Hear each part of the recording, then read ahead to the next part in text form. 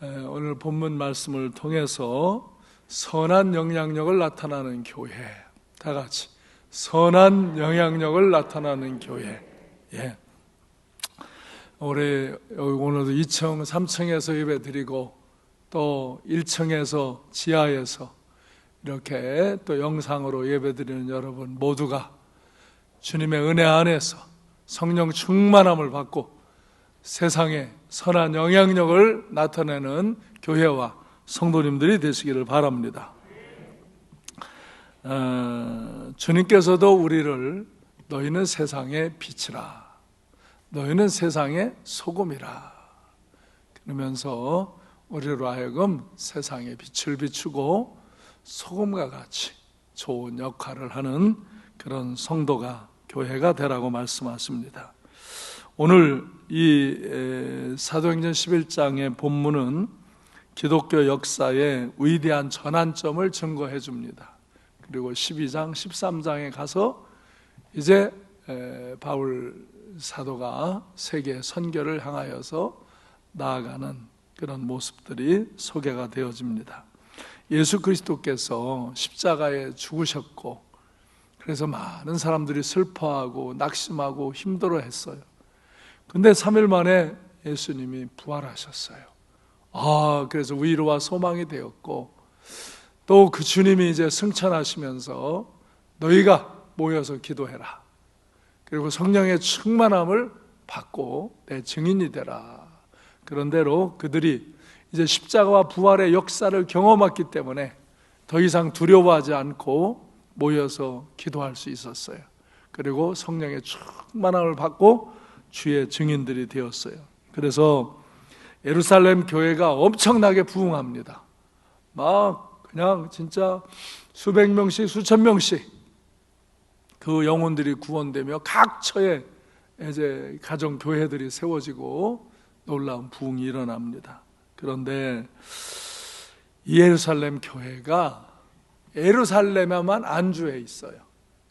자기들이 예수님 믿고 부활의 소망을 갖고 성령의 능력을 덧입으니까 심령이 기뻐요. 그래서 열심히 예배드리고 아주 그들 영혼의 즐거움을, 행복을 누려요. 그런데 그 교회 안에만 머물러 있어요. 그러니까 우리가 일반적으로 보기에는 이게 정말 왜 이런 일이, 왜 이런 악한 일이 일어나는가 그러지만 나중에 보면 거기 하나님의 섭리가 있어요. 그 예루살렘 교회에 큰 핍박이 들어와요. 그래서 스데반 같은 그 성령 충만한 집사가 복음을 전할 때 길거리에서, 현장에서 돌로 쳐서 죽여요. 그리고 이제 복음을 전하는 사람들에게 막 비난하고 모여서 예배 드리는 것을 막 회방하고 이제 그래요. 그래서 이제 이 19절 말씀에 보면은 스데반의 일로 일어난 환란으로 말미암아 많은 사람이 흩어졌어요. 그런데 그들이 베네게와 구브로와 안디옥까지 이르러서 유대인에게만 말씀을 전해요. 아직도 이들은 이방인에게는 전도를 안 해요. 자기들만 구원받는다, 우리만 선민이라 이거예요.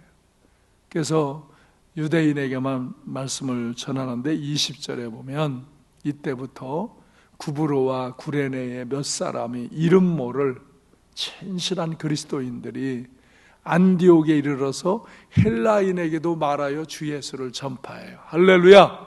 이제 이방인들에게 전도를 하는 거예요. 왜? 성령 충만하고 은혜를 입고 보니까 모든 사람이 구원받아야 되겠거든. 그래 헬라인에게도 전도를 하는 거예요. 그랬더니 21절에 보면 주의 손이 그들과 함께 하심에 수많은 사람들이 믿고 주께 돌아오더라. 아멘. 어떻게? 주의 손이 그들과 함께 하심에. 할렐루야. 주의 손이 그들과 함께 하심에 수많은 사람들이 믿고 주께로 돌아와요. 막 믿음의 역사가 일어나는 거예요. 기적이 일어나는 거예요. 그래서 많은 사람들이 주께로 돌아오는 역사가 일어나요.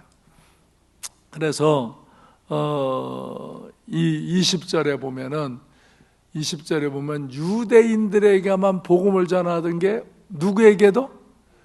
헬라인에게도 전해지면서 이렇게 주의 손이 함께 하시고 많은 사람들이 주께로 돌아오는 역사가 일어나므로 이제 예루살렘 교회는 오히려 사람들이 흐트러졌어요. 왜? 너무 막 핍박이 심하고 그냥 유대인들이 막 유대교 종교 지도자들이 악한 정치인들과 결탁해서 핍박을 하니까 흐트러졌어요. 막. 그런데 흐트러지면서 그게 사라진 게 아니고 많은 지역에 이방인에게도 전도하는 특별히 안디옥은 그 당시 아주 발전된 도시, 예루살렘이 여기 있고 그 위쪽에 위쪽에 멀리 떨어져 있는 지역인데 그곳에까지 복음이 전하는데 거기는 아주 발전된 도시예요.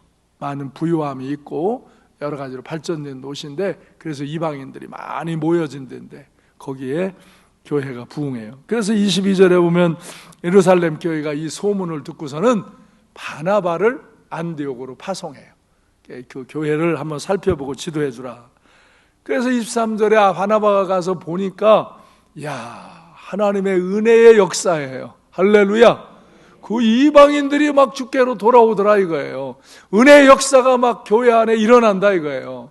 그래서 기뻐하고 모든 사람에게 이제 굳건한 마음으로 주와 함께 머물러 너희들 믿음을 잘 지키라고 가르쳐요. 그리고 24절에 보면 바나바는 착한 사람이고 성령과 믿음이 충만한 사람이에요. 이 성품도 좋은 사람, 그 다음에 성령과 믿음이 충만한 사람. 어떤 사람은요 보면은 믿음과 성령 충만함은 있는데 성품이 좀 못된 사람이 있어요. 이 꼬라지가 좀 못된 사람들이 있어요. 그런데 어떤 사람은 또 성품은 착해, 유순하고 사람 법 없어도 산다고 착해요. 그런데 이 사람 믿음과 성령의 충만함이 없어요. 반쪽짜리들이 많은데 이 바나바는 정말로 성품도 착한 사람이고 성령과 믿음이 충만한 사람이에요. 할렐루야. 이런 성품이 좋은 사람, 믿음이 좋은 사람, 성령 충만한 사람 되시기 바라요. 이가 가서 거기를 안디옥 교회를 지도하니까 이에 큰 무리가 죽게 더하면서 안디옥 교회가 더 든든하게 발전되는 거예요. 그런데 이제 바나바가 자기 혼자 이걸 다 가르칠 수가 없어요. 어떻게 지도하기가 어려워요. 그래서 생각하는데 그때 사울이 생각나는 거예요. 사울이라는 청년이 아주 유명한 사람이잖아요. 그 예수 믿는 사람을 잡아 가두던 사람인데 그가 다메섹 길을 가다가 그냥 부활의 주님을 만나고 회심을 한 후에 담대히 복음을 전하고 자기 고향에 가서 경건의 훈련을 쌓고 있는 그런 사람으로 이제 각처에 소문이 났어요. 아주 또 바리새파 중에 율법의 학자로 아주 실력 있는 사람이고, 그러니까 이 바나바가 사울을 가서 데려오려고 바나바가 사울을 찾아가요. 그래서 그 고향 다소에 가서 사울에게 여차 해서 나하고 안디옥에 가자. 그래서 26절에 보면 이제 바나바가 사울과 함께 둘이 교회에 1년간 모여 있어 큰 무리를 가르쳤어요. 그때 제자들이 안디옥에서 비로소 그리스도인이라는 이름을 받게 되어져요. 야, 그리스도인. 좀 비하하는 말로 저거는 예수쟁이야. 쟤들은 예수쟁이야. 그리고 좋은 말로 저들은 정말로 예수 그리스도의 정신을 갖고 따르는 사람들. 그게 그리스도인, 크리스찬이라는 이제 의미로 안디옥 교회 교인들을 쟤들은 정말 크리스찬이다. 정말 그리스도인이다. 이렇게 일컬음을 받게 되어지는 거예요. 그래서 이제 이들이 교회를 더 든든히 세워나가는데 그때에 이제 예루살렘에서 선지자들이 와요. 그래서 더 은혜의 역사를 이루려고 안디옥에 선지자들이 오는데 또 그때 아가보라는 선지자가 예언해요. 이제 얼마 안 있으면 지금은 너희가 좋은 풍년의 때지만 큰 흉년이 있을 거다. 근데 성령이 그렇게 지시하시는 것을 예언해 줬어요. 그런데 바로 글라우디오가 그 지역을 지배할 때 바로 흉년이 들어서 큰 어려움을 겪어요. 그런데 예루살렘 교회는 사람들이 많이 흩어졌고 또 흉년이 예루살렘 지역이 더 극심했어요. 근데 안디옥은 그래도 막 상업이 발달되고 부유함이 있고 지금 교회가 막 성장해서 많은 무리가 모이고 그러니까 안디옥 교회가 야 우리가 저 예루살렘 교회로부터 영적인 은혜를 공급받았지 않냐, 그러니까 우리가 저들이 어려울 때, 그 지역이 어려울 때, 그 교회가 어려울 때 우리가 돕는 것이 마땅하다. 그리고 결정을 하고 선교 헌금을 해서 그거를 이제 유대에 있는 형제들을 도우려고 바나바와 사울의 손으로 장로들에게 전달을 하게 되어집니다. 그래서 정말 이 안디옥 교회가 이렇게 이방인들이 구원받으며 큰 교회로 성장하면서 이들이 오히려 예루살렘 교회를 돕는 일이 일어나고, 이 안디옥 교회가 든든히 세워짐으로 이제 여기서 세계 선교의 역사가 일어나는 거예요. 교회가 크던 작던 뭐 사람이 가난하던 부하던 자기가 하는 일에 최선을 다하면 아름다운 거예요. 그런데 이렇게 또 교회가 커서 여유와 능력이 있을 때 이제 이 이웃도 돕지만 세계 선교를 돕는 이런 역사를 이루어 나갈 수 있게 되어졌어요. 그래서 사도행전 12장 1절에 보면 그때에 헤롯 왕이 손을 들어 교회 중에서 몇 사람을 해하려고 해요. 이거 봐요. 여러분, 우리나라의 지금 역사뿐만 아니라 교회의 역사, 이거 2000년 전의 역사고 저 서구 유럽의 역사가 우리보다 먼저 나가잖아요. 다 역사에 항상 교회가 부흥할 때가 되어서 교회가 안정을 이루고 멈추려고 그러면요, 이상하게 그런 시험과 환란이 와서 교회가 흐트러지는 일들이 일어나면서 거기서 깨어 기도하는 이들은 오히려 그 흐트러지면서 그 환란과 고난을 당하면서 주님을 만나고 성령의 지시하심을 받고 새로운 역사를 이루어 나가요. 그런데 그러면 왜 이런 헤롯 왕, 이런 왕들이 교회를 핍박하고 대적하고 그러느냐? 이게요, 권세자들은 자기가 최고의 권세자예요. 그렇죠? 자기 권세를 절대화하려고 그래요. 누가 권세자가 되든 사람들이 그리로 가려고 그래요. 근데 우리 교회는 절대 권세자가 누구예요? 하나님이죠. 그러니까 하나님의 권세를 인정하고 따르면은 일반 권세자들이 이게 자기의 권세가 약해지는 것 같은 그런 마음을 갖고 자기 마음대로 모든 사람들이 움직여지지 않는 선에 있는 것을 그들은 늘 아쉬워하면서 절대 권력을 가지려고 그렇게 획책을 해요. 이거는 뭐 우리나라 지금뿐만 아니라 역사의 역사, 인류 역사 속에서 계속 권세를 잡으면 왕들은 교회를 대적합니다. 왜? 교회는 절대 권력을 하나님 앞에 두기 때문에 황제가 절대 권력을 가지려고 하는 자, 대통령이 절대 권력을 가지려고 하는 자, 수상이 절대 권력을 가지는 자들은 반드시 교회를 아주 교활하게 핍박해요. 교활하게 합니다.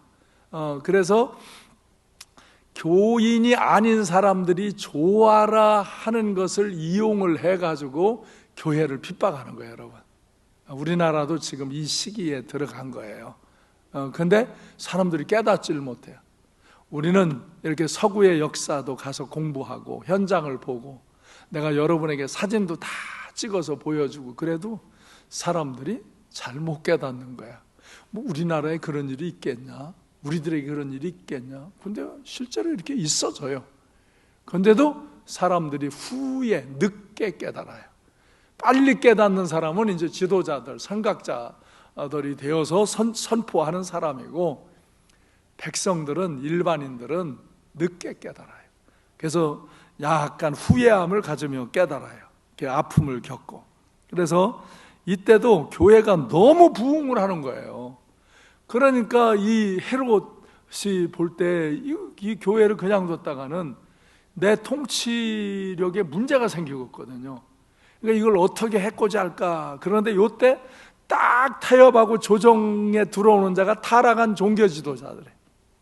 타락한 종교 지도자들, 권력을 등에 업고 뭘 얻고자 하는 이들, 이 타락한 종교인들, 그 타락한 종교 지도자들이 꼭 정치 지도자를 결탁합니다. 지금도 타락한 종교 지도자들, 기독교뿐만 아니라 불교와 무슨 교, 타락한 종교 지도자, 이 사람들이 정치 권력과 결탁해서 뭘 얻어먹으려고 협력을 하고, 그 다음에 이 세상은 죄악 가운데 있는 세상은 죄를 회개하라고 선포하는 하나님의 말씀을, 교회를 대적을 합니다.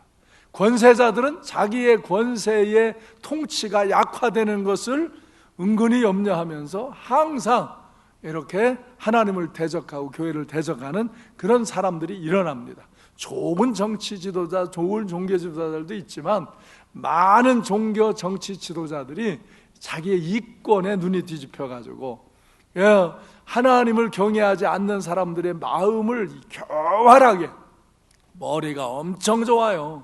그래서 교활하게 이용하고 속이면서 이끌어가요. 근데 많은 사람들이 거기에 속아 넘어가는 거예요. 그래서 2절에 보면 요한의 형제 야고보를 죽입니다. 초대교회 지도자 중에 핵심이 베드로와 야고보와 요한이거든요. 근데 요한은 죽지 않아요. 요한은 반모섬으로 귀양 갔다가 끝까지 돌아와서 이제 그 에베소에서 마지막 사역까지 해요. 다 달라요. 베드로는 이때 이제 갇혀요. 야고보는 바로 잡혀서 순교를 당해요. 순교의 피를 뿌려요. 근데 5절에 보면은 베드로는 잡아서 옥에 가뒀어요. 이제 죽이려고 그래요. 그런데 이때 교회들이 간절히 베드로를 위해서 기도할 때 하나님께서 그 기도를 들으시고 역사하셔서 천사를 보내서 이 사도행전 12장에 보면 베드로를 구출하는 역사가 일어나요. 그리고 17절에 보면 베드로는 이제 그 제자들이 숨어서 있는 곳에 이제 너무 이렇게 핍박이 심해지니까 또 다 숨었어요.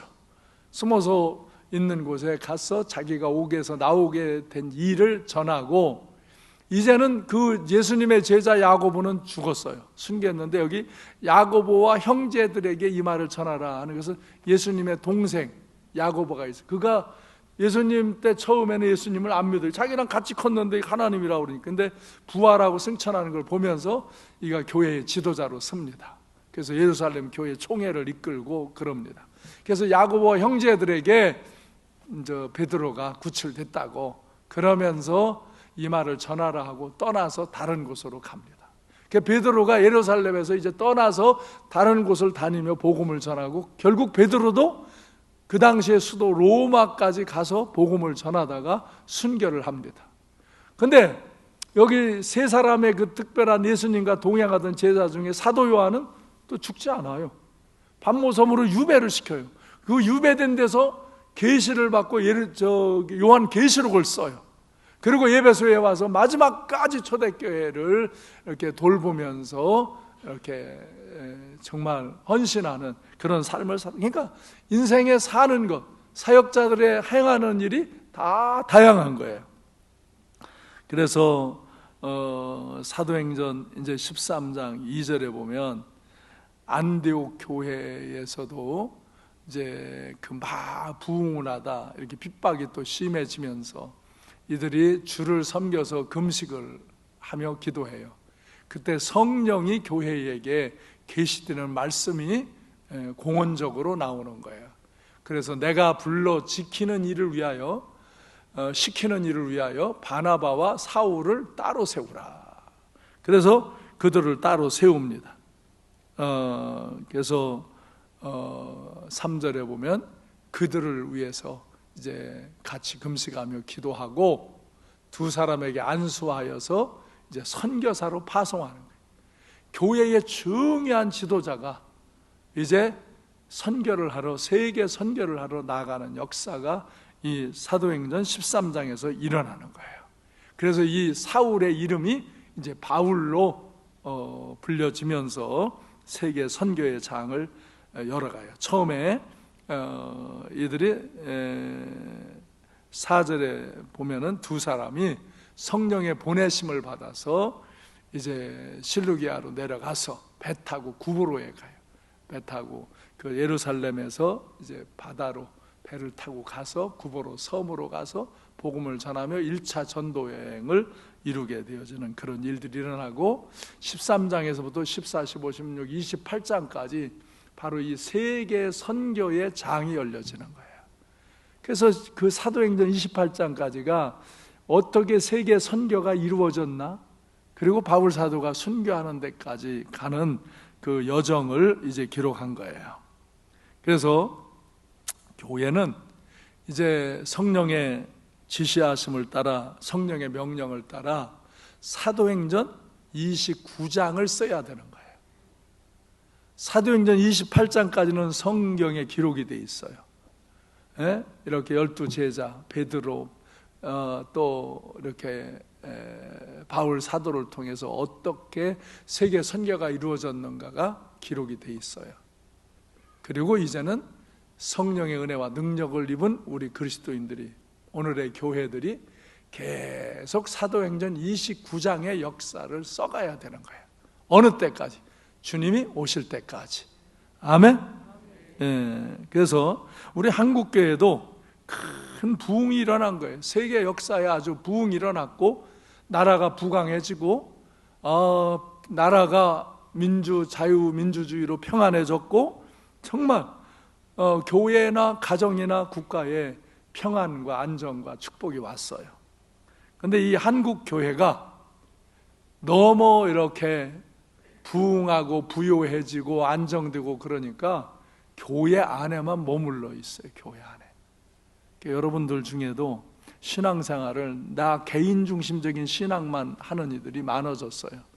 나 하나 착하게 살고, 나 하나 예수 믿고, 나 하나 천당 가면 되지, 뭐 다른 사람들에게 뭐 핍박을 받으며 조롱을 받으며 복음을 전하는 거, 또 내가 이렇게 생활도 어려운 중에 뭐 11조를 하는 것뿐만 아니라 선교헌금을 하고 구제헌금을 해서 이렇게 선한 일을 하는 거, 이런 거에 대해서 이제 부담감이 오고, 그냥 자기 생활, 오늘의 이 평안과 안정과 이 생활에 안일하게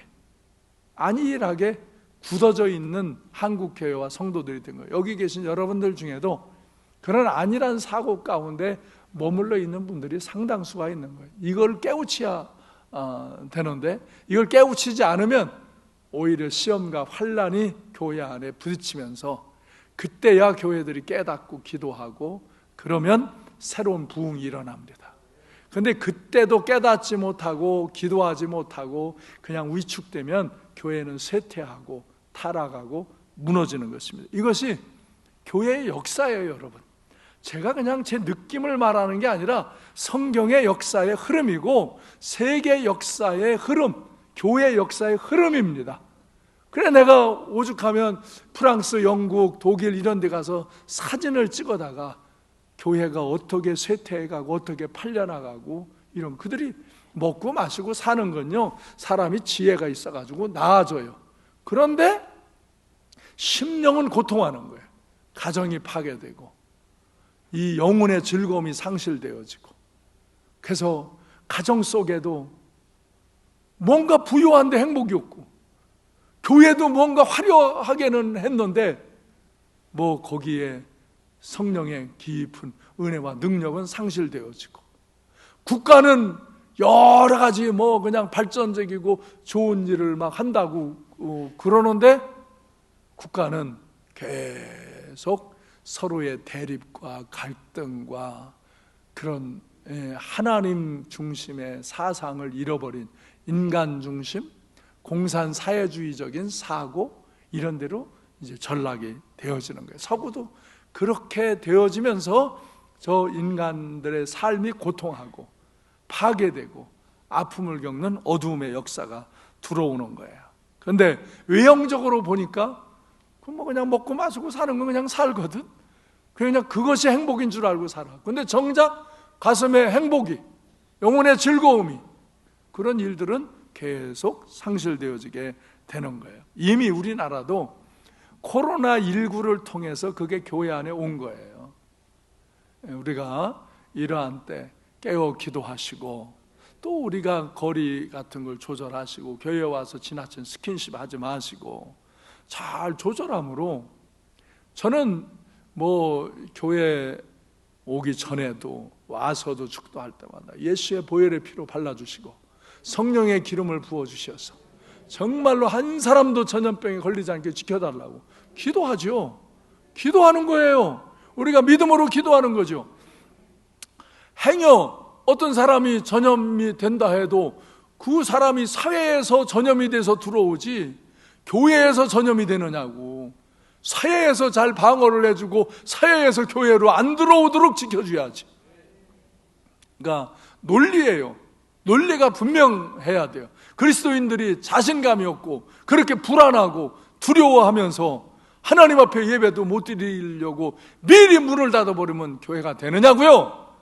핍박을 하고 대적을 해도 숨어서도 예배 드리고 기도하는데, 우리가 이런 일들은 앞으로도 계속 일어날 수 있고요, 별의별 어려움이 일어날 수 있어요. 우리는 국민이 진보나 보수 갖고 싸우면 안 돼요. 그렇죠? 좀 진보적인 생각을 가진 이도 있고 보수적인 생각을 가진 이도 있어요. 예. 그런데 우리가 하나님의 말씀에 이게 옳으냐 그르냐를 분별하고, 옳은 것은 우리가 받아들이지만 그른 것은 끝까지 그것을 대항해서 이길 수 있는 믿음을 가지시기 바라요. 그런 믿음으로 사시기를 바라요. 그래서 우리가 이제 이 초대교회도 이렇게 어려움이 올 때 오히려 흩어져서 성령의 인도하심을 따라 새 역사를 이루어 가잖아요. 우리가 지금도 마찬가지예요. 이 어려운 때에 우리가 깨어 기도하고 성령의 감동하심과 인도하심을 받고 하나님께 예배하며 성령의 충만함을 받고 이 위기 속에서도 단단한 믿음을 갖고 오히려 사람들에게 이때의 은혜와 복음을 전하면서 새로운 역사를 일으키는 우리 성도님들, 우리 교회가 되어지기를 주님의 이름으로 축원합니다. 그래서 우리가 이제 지난주에 제가 선거 결과를 보면서 이제는 교회 위기가 이제 구체화되는구나, 그걸 느꼈어요. 제가 지난주에 약간 판세가 기울어져 있습니다. 그거는 뭐 어쩔 수 없는 것 같습니다. 그러나 더 심각하게 기울어지지 아니하도록 우리 기도합시다 그랬는데 아주 그냥 완전히 운동장이 기울어졌어요. 그죠? 이게 1차 책임은요, 교회예요. 한국에 수많은 교회들이 있는데 이 지금의 이 권세적인 상황이 어떻게 교회를 핍박하고 대적하는가를 깨닫지 못한 지도자들이 이걸 교인들에게 잘 안 가르치고, 또 신자 한둘 잃어버릴까 봐 옳은 말을 목사들이 못하고, 교인들도 아무리 가르쳐주고 들려주고 보여줘도 깨닫지 못하고 제 사상과 이념에 따라 행동하고, 이러기 때문에 이런 현상이 오는 거예요. 그래서 이런 아주 판세가 기울은 일이 있지만, 그러나 이렇다고 세상이 뭐 금방 망하지 않습니다.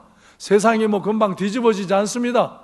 이때도 우리는 기도해야 되고, 이때도 하나님의 성령의 충만함을 갖고 믿음을 지켜야 되고, 이때도 옳은 말을 해야 되고, 이때도 우리는 진실한 말을 하며 진실하게 행동하면 이 사회가 그렇게 뭐 금방 거꾸러지고 뒤집어지고 그러지 않습니다.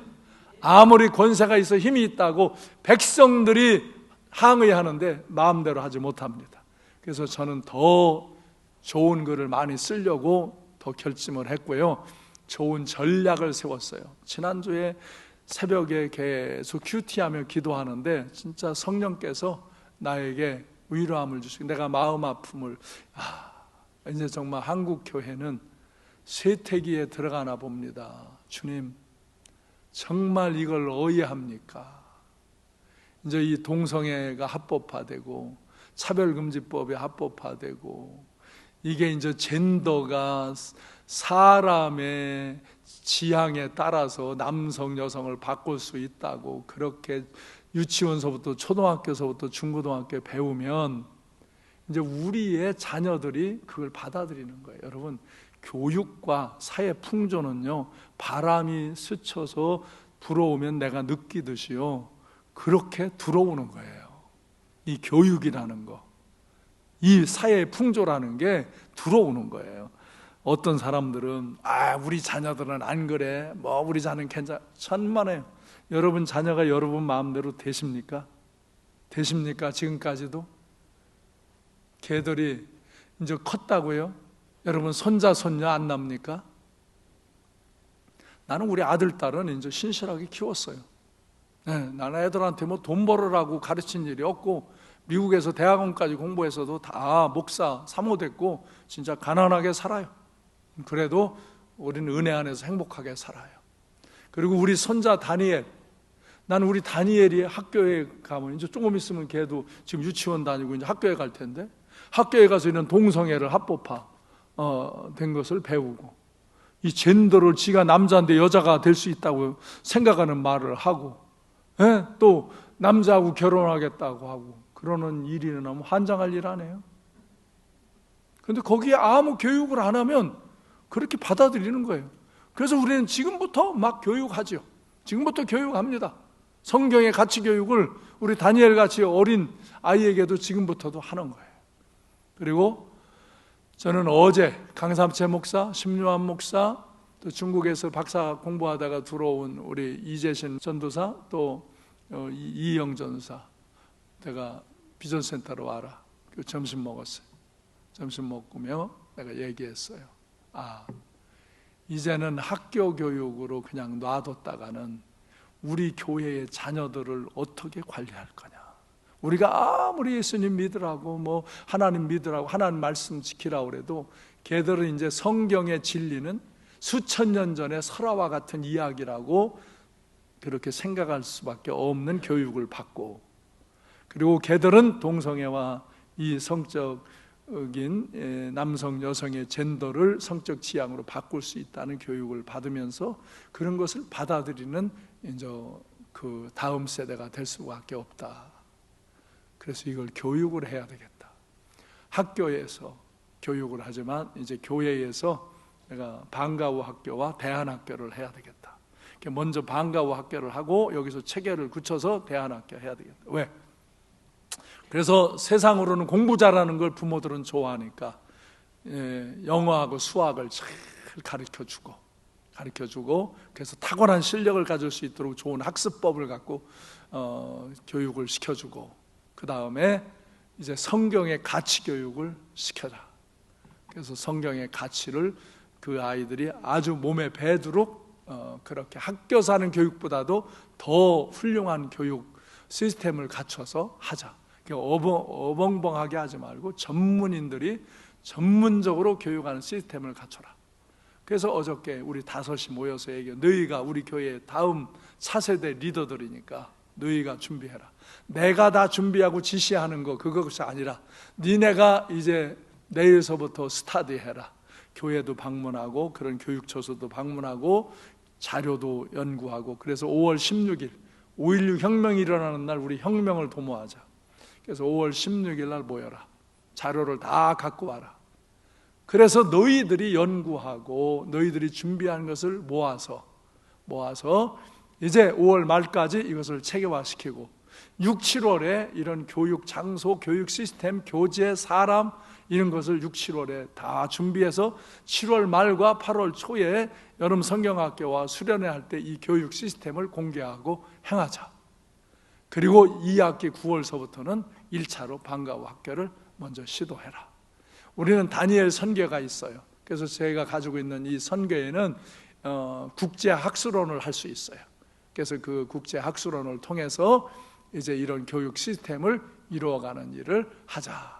이제 이렇게 해가지고 우리가 이제 그런 일들을 진행하도록 했어요. 다 동의했고 이제 준비해 가고 그것들을 교회에다 시행할 거예요. 여러분들도 이 일을 위해서 기도하시고 좋은 협력자가 되시기를 부탁합니다. 그래서 우리 차세대 우리 지도자들이 준비를 하고 제가 그걸 지도하고 여러분들이 기도하고 후원하면 우리 교회에서 나는 최소한 우리 교회의 자녀들, 그리고 이제 우리 교회 자녀들이 그렇게 됨으로 자기의 친구들을 학교에서도 설득할 수 있고 이끌어줄 수 있는 그런 사람들로 양육해내야 되겠다. 세상이 악해진다고, 세상이 세속화되고 타락한다고 한탄만 하지 말고 그 세상을 이끌어갈 수 있는, 세상에 선한 영향력을 줄 수 있는 그런 역사를 이루자, 이렇게 결단하는 거예요. 그래서 우리가 하나님 앞에서 정말 다음 세대가 하나님의 가치 논리를 따라서 실력 있는 사람, 좋은 성품의 사람들로 훈련을 해야 돼요. 오늘날 교회 다니는데도 정말 때로 실력이 없으면 세상에서 좋은 일을 하고자 해도 할 수 없는 거고, 성품이 좋지 않으면은 은혜를 입었다가 또 깨치고 뒤엎는 거고 그래요. 그래서 성품 훈련이 참 중요한 거고요. 그 다음에 실력을 키워야 돼요. 실력을 키워야 되고, 그리고 하나님의 가치 논리가 정확해서 하나님의 영의 인도하심을 따라 사는 사람이 될 때 하나님께서 그와 함께 하셔서 하나님의 주님의 손이 그들을 도우셔서 좋은 인생을 살고 승리로운 인생을 살도록 역사하시면서 이 세상에 선한 영향력을 나타내는 사람들로 세워질 줄로 믿습니다. 그래서 나는 오히려 이런 위기의 시대를 접하면서 오히려 우리 교회가 해야 할 일을 더욱 깨닫고 무엇을 준비해야 되고 우리가 어떻게 해서 다음 세대를 정말 바로 세워주고 우리 성도들의 자녀를 바로 세워주고 우리 교회의 다음 세대들이 학교에 가서 오히려 어떻게 선한 영향력을 주며 어떻게 실력 있는 사람들로 이 세상을 치고 나갈까, 그걸 위해서 교회는 기도하고 이제 그것을 계획하고 시행할 때 그걸 후원하고 이렇게 해서 좋은 역사를 이루어가는 기회로 삼는 거예요. 그래서 시험과 환난의 때가 옵니다. 이제 교회에 왔습니다. 우리 한국 사회에 엄청난 시험과 환난의 때가 온 겁니다. 서구 사회가 요때 요런 일이 벌어지고 이렇게 전환이 되면서 교회가 급속하게 몰락하고, 그러니까 사회가 결국은 혼탁한 그 사회 풍조로 나아가서 그렇게 방종하는 사회로 전락이 되어지고, 그래서 많은 가정이 파괴되는 겁니다. 계속 가정이 파괴되고 그 상함을 가진 아이들이 또 상한 일을 하고, 그래서 우리가 정말 여러분들이 이때 깨어 기도하시기 바랍니다. 깨어 기도하시기 바랍니다. 성령의 충만함을 받으시기 바랍니다. 그리고 하나님의 진리를 따라 믿음으로 용기 있게 행동할 수 있는 사람들이 세워지기를 바랍니다. 그래서 선한 일에 힘쓰시고 많은 영혼을 구원하는 그런 일에 헌신하시기를 바랍니다. 그래서 우리 삼관계를 통하여 우리 성도를 통해서 선한 영향력이 이 땅에 더 강력하게 나타나기를 주님의 이름으로 축원합니다. 기도하겠습니다.